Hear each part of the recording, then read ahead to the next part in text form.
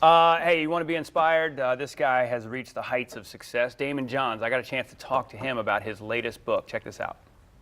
What's new about this one is that throughout my series of books, it's no secret that everybody says you have to work hard throughout life, right? But I've noticed that people kind of brush over that, even though they know the theory, and say, okay, well, even if I have to work hard, what are the exact things I need to do? What does work hard mean? You want to go out and become a basketball player, that's one thing, to hang out in the park, but you want to train like a professional player, then what are the techniques? And all professional players don't train the same. I'm sure that Magic Johnson and Michael Jordan didn't have the same exact techniques in regards to jumping and shooting and things of that nature. So I studied 15 really amazing people, some people who are widely known and some people you may not know, but they're all successful. People like Catherine Zeta-Jones and Santana and Gary Vaynerchuk. And then some people like my friend Kyle, who climbed Mount Kilimanjaro and he has no arms and no legs, and he army climbed the entire mountain.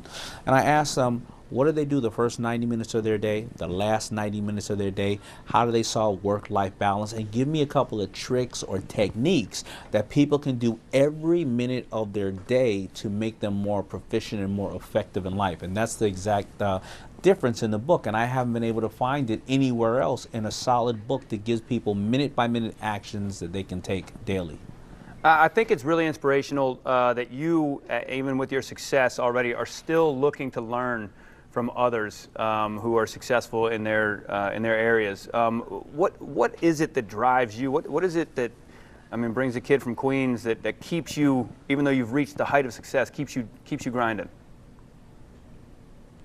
Yeah, you know what? I think that every one of us, we get to a certain level in life and we want to improve the way we live. So I got to the point where, 10 years of Shark Tank and I have all these amazing companies, but yet my time was limited. In my first marriage, my daughters grew up and I wasn't there the way I would like to be. And my second one now, I have a 2-year-old and I wanted to be around for her. So I had the same challenge of work-life balance, right?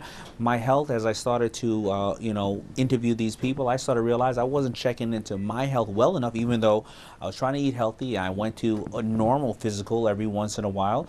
After studying these individuals, I checked into my health so deep that I found out that I had a lump on my thyroid and I had it removed. It was stage 2 cancer. I had it for the last 5 years in my body and I wasn't aware of this. So all these techniques that I was learning from these people were continuing to motivate me to have a better, healthier life where I can still be around for my daughters and I can also be a better partner for all the people I've invested in the show and in my private life. Well, since I got you here, I'm going to ask you. I got my first on the way. It's about 5 months out in July, so I need your help. I need a couple tips for me of balancing that because I know I'm in for a whole bunch of unknowns coming up in 5 months. All right, some tips from the book. Here's a couple of ways to balance your life, especially with that beautiful new baby on the way. Number one, we always say we're going to get to hanging out with our kids, family, whatever the case is, but we schedule everything, like all the meetings we have to go to, all the business things we have to do, and balancing the checkbook. But do you schedule time to be with your family?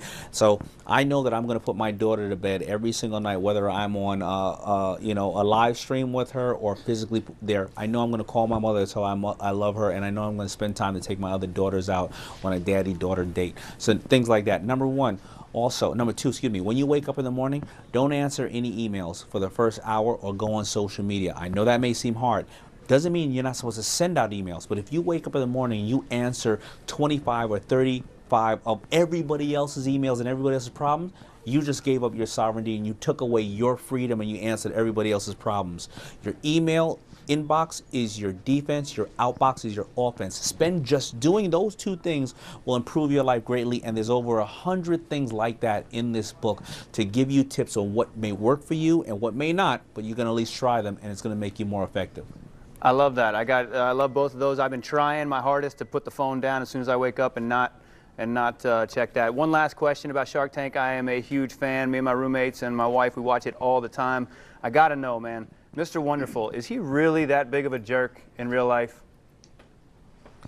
Mr. Wonderful is an amazing person. Just don't ask him what he thinks about money, because he looks at money. He always says, like that beautiful baby on the way, he says money is his little kids, and they grab him by the little leg in the morning, go, no, daddy, no, don't send me out. So that he just thinks of money that way. But other than that, amazing, amazing guy. All right, I appreciate your time. And where can folks find the book? You can find the book at any place, Amazon, of course, Barnes & Nobles, and all great bookstores. You can find it anywhere and everywhere.